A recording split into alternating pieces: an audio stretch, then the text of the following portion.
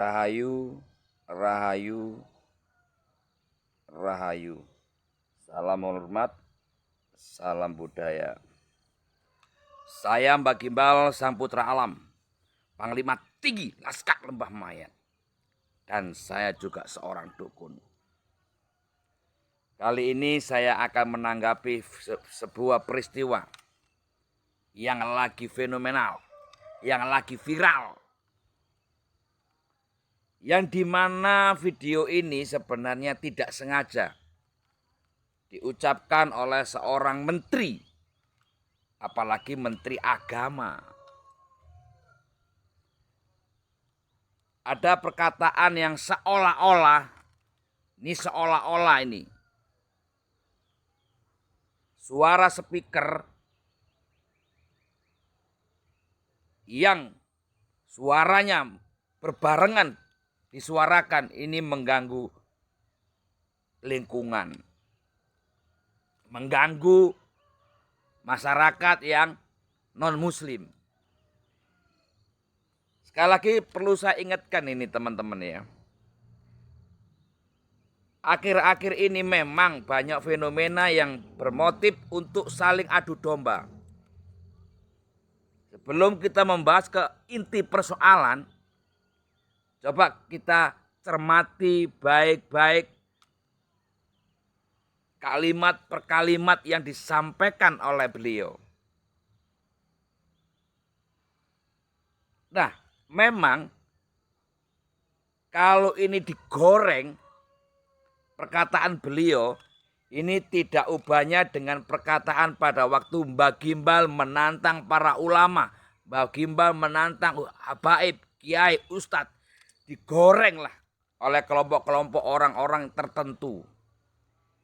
Ingat, motivasi dari sebuah penggorengan adalah untuk ingin memperpecah persatuan kita, persaudaraan kita. Coba secara logika kita berpikir. Mungkinkah seorang menteri agama berkata hanya untuk membuat perpecahan? Enggak mungkin. Hanya otak-otak sumbu pendek yang akan memanfaatkan itu. Memang kalau kita mau berpikir jernih, kalau kita berada di lingkungan dekat stasiun kayak ya kita jangan heran akan bising suara klakson kereta api. Kalau kita di dekat bandara, ya kita perlu bersahabat dengan suara bising pesawat. Jadi kalau di lingkungan kita banyak muslim, ya kita jangan heran harus bersahabat dengan suara bising speaker toa atau suara-suara yang keluar dari kegiatan masjid. Nah, itu secara logika dan wajar.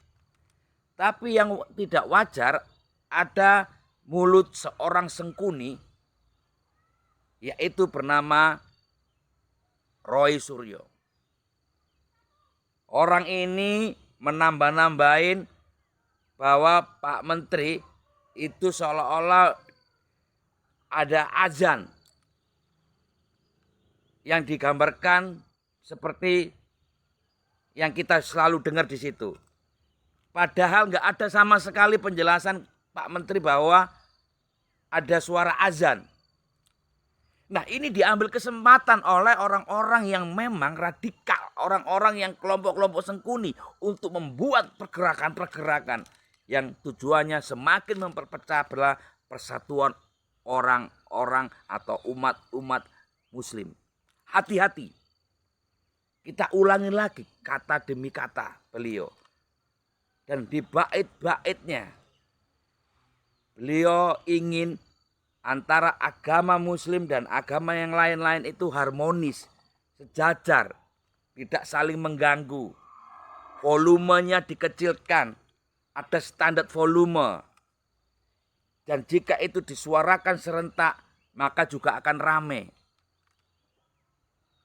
Beliau cuma mengibaratkan, coba kalau kita ada anjing, tetangga kita punya anjing dan banyak. Dia hanya memberi ilustrasi. Beliau memberi gambaran. Coba kalau kita punya tetangga yang memelihara anjing dan suaranya berisik mengganggu enggak? Nah, itu yang mau disampaikan kepada beliau, kepada masyarakat agar kita saling toleransi. Bukan tujuannya menyudutkan kelompok muslim. Pak Menteri ini orang muslim, orang taat, menteri lagi. Ya pasti tidak akan sembarangan mengucapkan itu. Nah, hal ini dimanfaatkanlah oleh kelompok orang-orang radikal, oleh kelompok orang-orang sengkuni yang mengambil momen penting yang dimana tujuannya untuk menjatuhkan Pak Menteri ini. Terutama ini, si Roy Suryo ini, orangnya ini pintar, IQ-nya di atas normal lah. Untuk kelas tukang beca, dukun, tukang goreng onde-onde, atau sekelas kita ini nggak akan mampu menandingi IQ otaknya Roy Suryo ini. Nah, karena kepinterannya ini otak sengkuni muncul, digoreng. Dan lebih konyol lagi nih, si Roy ini bukannya untuk membuat suatu jembatan yang baik, malah menuduh seolah-olah dibandingkan dengan suara azan. Suryo, kupingmu dublek enggak? Hah? Roy Suryo, dengarin dan ulangi berkali-kali. Ada enggak perkataan Pak Menteri yang mengarah ke azan? Suara azan membisingkan. Suara azan membuat gaduh. Melalui toa, ada enggak? Coba jelaskan. Kamu tambahin kalimat itu. Kamu memang pakar ahli dalam hal itu. Tapi kepandaianmu, kamu manfaatkan sekarang untuk memperpecah belah orang-orang muslim. Harusnya kamu sadar dan malu. Nah, mudah-mudahan ini tindakan Roy Suryo ini diputar balik oleh sahabat-sahabat dari kelompoknya Pak Menteri. Monggo, karena ini juga merupakan fitnah. Fitnah yang jelas-jelas sengaja untuk menjatuhkan Pak Menteri dan kelompok kita, kelompok orang-orang muslim yang jalan lurus. Dan momen penting ini dimanfaatkan oleh kelompok orang-orang yang sejalan dengan Suryo. Wah, orang rame Indonesia dan dunia melihat seperti itu. Jadi sekali lagi teman-teman ya, saya Mbak Gimbal mungkin mendengarkan ceramah atau saat beliau diwawancarai itu mungkin hampir 50 kali saya ulang lagi. Saya akan coba mencari kesalahan dari Pak Menteri ini juga. Di mana letak kesalahannya? Dan hampir saya tidak menemukan kesalahan yang digembar-gemborkan sekarang ini. Dan kalian coba ulang lagi. Saya tidak akan membela Pak Menteri. Karena saya tidak akan pernah pro dengan kelompok-kelompok pemerintah. Saya adalah pro rakyat. Saya adalah pro budaya. Dan hidup saya adalah untuk bagaimana menjaga marwah leluhur, situs-situs sejarah. Saya akan coba membela dengan sebatas kemampuan otak saya yang tidak secanggih Roy Suryo. Sekali lagi saya ingatkan untuk kamu Roy Suryo. Semoga otak encermu yang penuh dengan ilmu-ilmumu menjadi tumpul setelah ini. Karena fitnaan-fitnaan yang kamu sudah buat. Itu cuma kalimat sederhana kali kamu buat. Tapi berdampak besar kepada orang-orang yang gagal paham. Ingat, banyak orang-orang sekarang ini gagal paham kalau tidak melihat sebuah video itu sampai selesai. Contoh ini orang-orang yang gagal paham banyak kalian lihat lu. Orang-orang yang bodoh yang banget bodoh.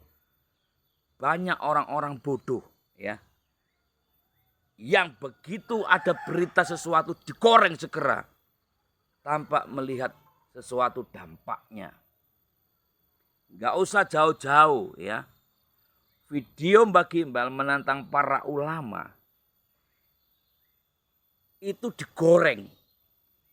Padahal tidak seperti itu harusnya. Tapi demi sok mereka, waduh, sok ya, sok menantang balik Mbak Gimbal. Padahal mereka itu yakin dan tahu bahwa di statement kata-kata yang tengah maupun terakhir itu menantang dalam hal apa. Kenapa mereka nggak diutarakan soal menantang itu? Kenapa nggak diserukan tentang ajaan Mbak Gimbal untuk bersama-sama berbuat kebaikan, saling menghargai? Karena yang baik itu tidak akan pernah dimunculkan. Tapi yang jelek dari seseorang itulah yang akan diorbitkan, diviralkan. Nah, sama dengan peristiwa sekarang ini. Kenapa nggak dimunculkan suara-suara Pak Menteri, bait-baitnya, ayo kita supaya bersinergi dengan lingkungan, dengan teman-teman yang beragama lain, suaranya dikecilin, kita saling menghormati, menjaga. Nah, kenapa gak dimunculkan kata-kata yang mengajak perdamaian? Kenapa kalian ambil kata-kata yang seolah-olah sengaja kalian tabrakkan? Bro, pakai otak enggak kita ini? Kamu mengaku, kita mengaku orang-orang yang beretika, yang berbudi luhur, kenal agama, banyak makan ayat-ayat. Tapi kenapa kalian soroti yang sisi negatifnya? Padahal yang diucapkan itu banyak positif dari seseorang. Inilah kerja siapa? Kerja setan, bro. Kalian gak sengaja dipakai setan. Termasuk Mbak Gimbal dipakai setan. Kenapa ya? Dukun wajar lah dipakai setan. Pokoknya dukun itu menang tok. Ya. Jadi sekali lagi, kita saatnya belajar menjaga setiap apapun yang akan kita tampilkan. Kenapa? Supaya kita ini tidak saling menyerang. Nih, lihat nih, yang kisru mayoritas loh yo, ini mayoritas itu muslim. Ingat tuh sekarang ini. Yang di Indonesia yang lagi kisru, yang bikin horeknya Indonesia ini kelompok-kelompok orang muslim. Apa kalian nggak malu dengan kelompok agama-agama sebelah? Kelompok agama Hindu, ada Kristen, ada Buddha, ada Konghucu, ada kepercayaan yang lain. Coba lihat kalian ketika setel video atau YouTube atau televisi, beritanya hanya orang muslim lawan orang muslim menjelekkan orang muslim. Terus di mana kalian ini yang melakukan, di mana kalian ini yang selalu bicara tentang bait-bait Tuhan, menyerukan nama Tuhan, kalian berceramah dengan kitab-kitab kalian. Tapi kenyataannya tingkah laku kalian ini membuat malu sendiri Kanjeng Nabi. Jadi ayo teman-teman, kalau kita benar-benar ingin menjaga nama baik Tuhan kita masing-masing, jagalah diri kita, perbuatan kita. Jadi sekali lagi, kita akan membuat suatu kehidupan kita menjadi yang baik adalah ketika kita menciptakan kerukunan. Kita menciptakan silaturahim. Kita juga harus saling membantu, tolong menolong, dan yang pasti adalah kita tegakkan Pancasila. Kita tegakkan Pancasila. Tegakkan Pancasila. dan Bhinneka Tunggal Ika. Itu adalah pondasi dasar. Kita juga bantu kinerja sahabat-sahabat polisi dan TNI. Karena TNI dan Polri adalah pilar negara ini yang setiap hari menghadapi banyak persoalan. Dan setiap hari mereka harus mengambil keputusan supaya betul-betul bijak dalam mengambil sebuah keputusan. Kita bantu tokoh-tokoh agama, tokoh-tokoh ulama, agar mereka terus menyuarakan kebaikan, terus menyuarakan nama baik Tuhan mereka dan Nabi mereka. Kalau kalian Muslim, jadilah Muslim yang baik. Kalau kalian Kristen, jadilah Kristen yang baik. Jadi sekali lagi untuk teman-teman, masalah toa yang sangat keras itu sudah biasa. Kalau kita hidup di lingkungan stasiun, bersahabatlah dengan suara bising klakson kereta api. Kalau kalian berada di lingkungan bandara, terbiasalah dan bersahabatlah dengan suara bising, suara pesawat. Dan kalau kalian di tempat seperti ini, di tempat sunyi, jadikan suara-suara berisik dari binatang-binatang adalah sarana persahabatan dan persaudaraan. Sekali lagi saya Mbak Gimbal, hanya manusia biasa, tidak lepas dari ucapan kata yang salah. Oleh sebab itu saya juga mohon maaf bila ada satu kata, dua kata yang menyinggung perasaan kalian. Dan untuk Pak Menteri, terus lakukan kebaikan. Jangan surut, jangan kendor. Karena Sengkuni akan terus mencari celah-celah untuk menghancurkan bumi pertiwi ini. Hati-hati, hati-hati dan waspada. Tetap satu tujuan, satu hati untuk NKRI Jaya. Indonesia Jaya. Merdeka. Merdeka. Merdeka. Rahayu. Rahayu.